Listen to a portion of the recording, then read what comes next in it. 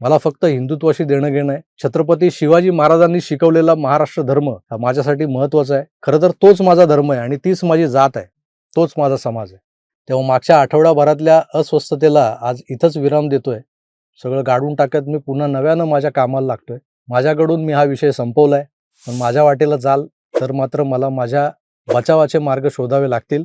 त्यात जर कुणाचे नकली बुरखे फाडावे लागले तर ते फाडायला मी मागे पुढे पाहणार नाही, एवढं लक्षात घ्या.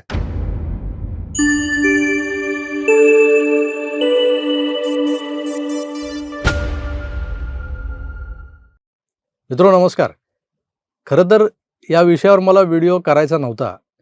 पण आपण जर योग्य आहोत, आपलं कुठेही चुकत नाहीये, तर चुकीच्या लोकांच्या धमक्यांना शरण जात जर का मान तुकवली तर तो आपल्या स्वाभिमानाचा पराजय असतो. हे जेव्हा सातत्यानं डोक्यात घुमू लागलं ना, तेव्हा मी ठरवलं की एखाद्या घटनेचा निषेध करणारा मी व्हिडिओ केला. जो 1.5 दिवसात 2,19,000 लोकांनी पाहिला. तो व्हिडिओ कुणीतरी चाटे क्लासेसचा विद्यार्थी उठतो आणि तुम्हाला जीवानीशी मारण्याची धमकी देत डिलीट करायला लावतो. हे काही योग्य नाही. बरं, ही धमकी मला माझ्या एका नगरसेवक मित्राच्या करवी दिली गेली हे महत्त्वाचं आहे.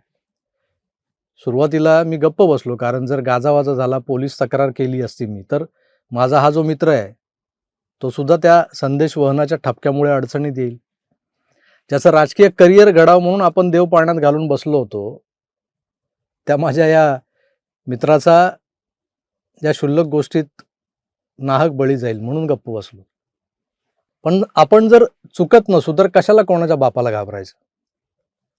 ज्यांना उपदेशातून किंवा गोडी गुलाबीनं दिलेला सल्ला म्हणजे निंदा वाटते, टीका वाटते, याचा अर्थ त्यांना मराठी भाषा कळतच नाही.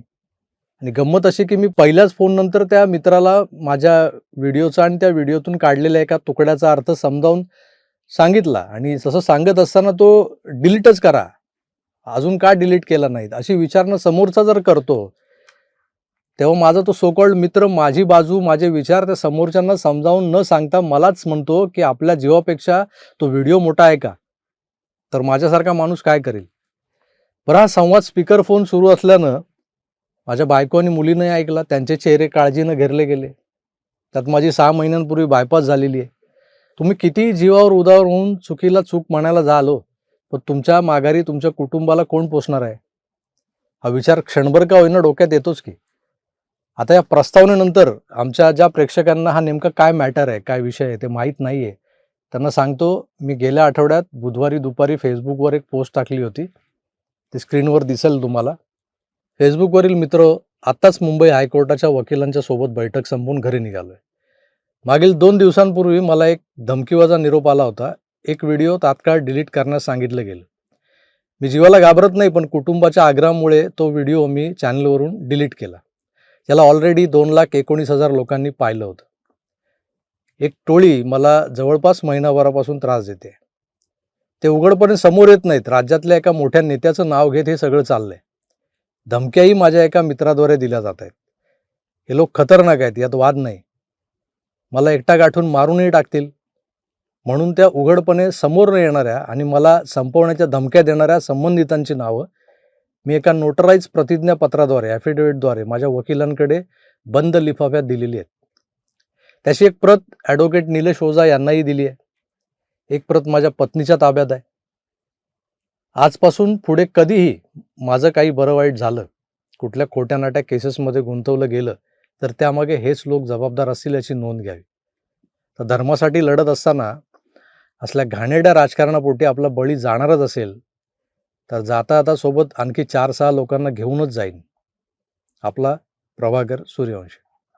हे मला का करावं असं वाटलं, त्याचं कारण मी पोस्टमध्ये लिहिलंय. मी थेट पोलिसात का गेलो नाही, तर माझ्यामुळे माझ्या एका मित्राचं राजकीय करिअर धोक्यात आलं असतं. मी ज्या विचारधारेला फॉलो करतो त्या विचारधारेचे लोक इतपत हीन पातळीवर उतरतील किंवा त्यांना सत्तेचा एवढा माज आलाय, हे जनतेसमोर, सर्वसामान्य हिंदूंसमोर आलं तर मलाच माझी लाज वाटायला लागेल. हे जे लोक माझ्या विरोधात अकारण काड्या करतायत त्यांचाही दोष नाही, कारण त्यांचा झालेला गैरसमज प्रचंड पराकोटीचा असा झालाय, किंवा ते अजूनही चाटे क्लासेसमध्ये शिकायला जात असावे. नाहीतर त्यांनी स्वतःच मला थेट फोन करून विचारलं असतं. त्यांना जे खटकतंय त्याबद्दल त्यांनी मला विचारलं असतं आणि ते मला त्यांनाही समजावता आलं असतं. आणि त्यांच्या पार्श्वभागात खरोखरच दम आहे, तर त्यांनी फोनवरच मला धमकावलं असतं. असं कुणाला मीडिएटर म्हणून वापरलं नसतं, माध्यम म्हणून. उद्या लोकांनी मला कुठे एकटं गाठून किंवा कुणाला सुपारी देऊन मारून जरी टाकलं ना, तर मरण्याआधी किमान माहिती तरी असावं की बाबा त्या अमुक एक माणसाची मी पंगा घेतला होता, त्यानं हे घडवून आणले. म्हणून सगळं हे केलेलं आहे. तो डिलीट केलेला व्हिडिओ त्या क्षणी वाटलं मला. तो मित्र कळकळीने म्हणाला, घरचे चिंताक्रांत दिसले. मी डिलीट केला तो व्हिडिओ. पण मी तो पुन्हा टाकलाय. बरं का टाकलाय चॅनेलवर? खरं तर हा व्हिडिओ एका वेगळ्या विषयावरचा होता. त्यात माझा राग कुणावर आहे हे सुद्धा लोकांच्या लक्षात येतंय. पण मी ज्यांना शिव्या घालतोय त्या आरोपीच्या समाजातलं त्यांच्यापैकी कोणीतरी उठून मला मारण्याची धमकी देत असेल तर समजू शकतो आपण. पण मला धमक्या देणारे, ट्विटरवर नाहक अफवा पसरवणारे लोक वेगळेच आहेत. माझ्या फेसबुकवरच्या पोस्ट नंतर म्हणजे मला ज्यांच्याबद्दल शंका आहे त्या लोकांची नावं एका ॲफिडेव्हिटमध्ये लिहून वकिलांना देऊन आल्याचं कळल्यानंतर उभा आडवा महाराष्ट्र जागा झाला. आदरणीय भिडे गुरुजी असतील, शिवप्रतिष्ठानचे असंख्य धारकरी बांधव असतील, आमचे बजरंग दल, हिंदू राष्ट्र सेना, पतित पावन संघटना, कोण कोण धावून आलं. तर नावं घ्यायला लागलो सगळ्यांची ना तर 10 मिनिटं लागतील, एवढी मोठी यादी होईल. इतक्या लोकांचे फोन आले, मेसेज आले. फेसबुकवरच्या त्या माझ्या दोन्ही पोस्टवर जा, जवळपास 10 असे मिळून 20,000 लोकांच्या प्रतिक्रिया आल्या त्याच्यावर. आणि सगळ्यांचा समज हाच आहे की मला कुठल्या तरी लांड्यानं धमकी दिली आहे किंवा कुठल्याशा पाववाल्याचा, मिशनऱ्याचा फोन आलाय. विषय ॲट्रॉसिटीचा होता म्हणून अनेकांना वाटत असेलही की आमच्या आंबेडकरी विचारांच्या मित्रांनी काय केलंय का? तर तसंही नाहीये. तो भीमराव कांबळे हा काही बौद्ध नाही, त्यामुळे तो मातंग समाजाचा आहे. त्यामुळे त्यापैकी कुणी धमक्यांमागे नाही आहेत. जे आहेत ते आपलेच म्हणवले जाणारे लोक आहेत.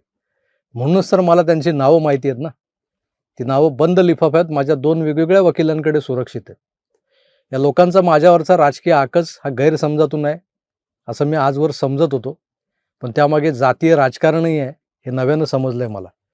मान्य तुमच्याकडे आज सत्ता आहे, पण त्या सत्तेच्या जोरावर मला झुकवण्याचे 2-3 प्रयत्न मी गेल्या वर्षीच्या जुलै महिन्यांपासून बघत आलोय आणि ते सहन केलेत. खरं तर दुर्लक्ष करून पुढे निघालो होतो मी, पण आता यापुढे सहन करणार नाही आणि दुर्लक्ष तर अजिबातच नाही. मी मराठा असलो तरी सगळ्यात आधी एक हिंदू आहे आणि माझ्या हिंदू बांधवांची जात कोणती, त्याचा समाज कोणता यावर मी कधीच जाणीवपूर्वक निंदा, नालस्ती, टीका, टिप्पणी वगैरे काही केलेली नाही. बोललो नाही, बोलतही नाही, बोलणारही नाही. पण तुमच्या आपापसातल्या कुरघोडीच्या राजकारणाचा मला बळी बनवण्यासाठी माझ्यावर असे लपून छपून वार करणं हे काही समर्थनीय नाहीये, शोभनीय तर अजिबात नाही. यापुढे कोणाला काही खटकलं तर थेट मला फोन करा. चर्चेची तयारी असेल तर चर्चेला बसा, चर्चा करा माझ्यासोबत, किंवा तुमचे जे काही अननोन गनमॅन वगैरे जे आहेत ना ते पाठवून मला ठार मारून टाका. पण आता कुणाच्या सांगण्यावरून मी माझी भूमिका बदलणार नाही. माझं काय आहे माझं आता, नाही का? आज वयाची 52 वर्ष जगून झाली आहेत माझी. त्यात बायपास सुद्धा झाली आहे. आता 52 वर्ष म्हणजे छोटा आकडा नाहीये. या 52 वर्षात सगळं जगलो जे जगायचं असतं ते. सधन कुटुंबात जन्मलो, पुढे गरिबी पाहिली, भूक, उपासमार, अवहेलना, दुसऱ्यांच्या दारात जगणं, अपमान सहन करणं, या पलीकडे बरंच काही, म्हणजे प्रचंड कष्ट केले त्यानंतर. या अपमान, अवहेलना किंवा विपन्नावस्थेच्या अगदी विरुद्ध असा टोकाचा मान सन्मानही कालांतराने नशिबी आला माझ्या. आता यात काय काय घडलं तर ज्यांना मी मनापासून मानतो ते आपल्या देशाच्या पंतप्रधानांना फुटभर अंतरावरून नमस्कार करणं आलं. एक नाही तर 2-2 माजी मुख्यमंत्र्यांसह समोरासमोर बसून चर्चा करणं आलं. राजकारणच नाही तर इतर अनेक क्षेत्रातल्या मोठमोठ्या प्रतिभावंतांकडून प्रेम, आदर मिळवणं असो. आणि या सगळ्यांपेक्षा मोठं आणि महत्त्वाचं म्हणजे माझे जे पाठीराखे आहेत, माझे लाखो हिंदू बांधव, त्यांच्या मनात घर करणं असो. ही माझी अचिव्हमेंट आहे. ज्यांच्यासाठी त्यांच्या अडचणीत लढलो त्या गोरगरीब एसटी कर्मचाऱ्यांच्या मनात मी आहे. नाशिक जिल्ह्यातल्या त्या आदिवासी पाड्यावर जिथं आजही वीज नाही, मोबाईल नेटवर्क नाही, त्या पाड्याला दत्तक घेऊन तिथं जे काही मला शक्य होईल ते केलंय. त्या माझ्या वनवासी बांधवांचा आशीर्वाद माझ्या मागे आहे. त्या पाड्यावरचा देवळातला नवशा मारुती माझ्या रक्षणार्थ उभा आहे. त्यामुळे मी मरणाला वगैरे घाबरत नाही, बदनामीला घाबरत नाही, खोट्या-नाट्या केसेस टाकल्या तर त्यांनाही घाबरत नाही. पण आपण एकदा का दुसऱ्याचा विचार करून चुकीच्या लोकांसमोर मान तुकवली ना तर ते आपल्याला कमजोर समजायला लागतात. मी कमजोर नाही आहे एवढंच मला सांगायचं आहे. कारण तुम्हा लाखो हिंदू बांधवांची साथ सोबत माझ्या मागे आहे, माझ्या पुढे आहे, माझ्या चारी बाजूला आहे. एक कवच आहे ना तुमचं, याची मला खात्री आहे. आणि म्हणूनच माझं काम यापुढे असंच चालत राहणार. आणि हो, जे नकली मित्र सहानुभूतीच्या नावाखाली माहिती काढायला मला फोन करतात ना, त्यांनी यापुढे मला संपर्क साधू नये एवढी नम्र विनंती आहे त्यांना. मी जे केलंय ते सांगितलंय मी तुम्हाला, मी काय करून आलोय ते. मी जे करणार तेही सांगितलंय तुम्हाला. तर बाकी माझं मन साफ आहे की मी कुणाच्याही बद्दल मनात आकस बाळगून काम करत नाही. मला फक्त हिंदुत्वाशी देणं घेणं आहे. छत्रपती शिवाजी महाराजांनी शिकवलेला महाराष्ट्र धर्म हा माझ्यासाठी महत्त्वाचा आहे.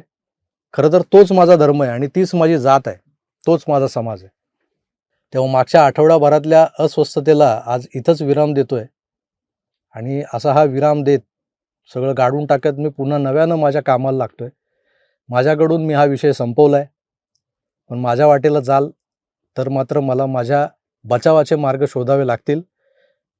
तसे मी शोधलेले आहेत. त्यात जर कुणाचे नकली बुरखे फाडावे लागले तर ते फाडायला मी मागे पुढे पाहणार नाही, एवढं लक्षात घ्या.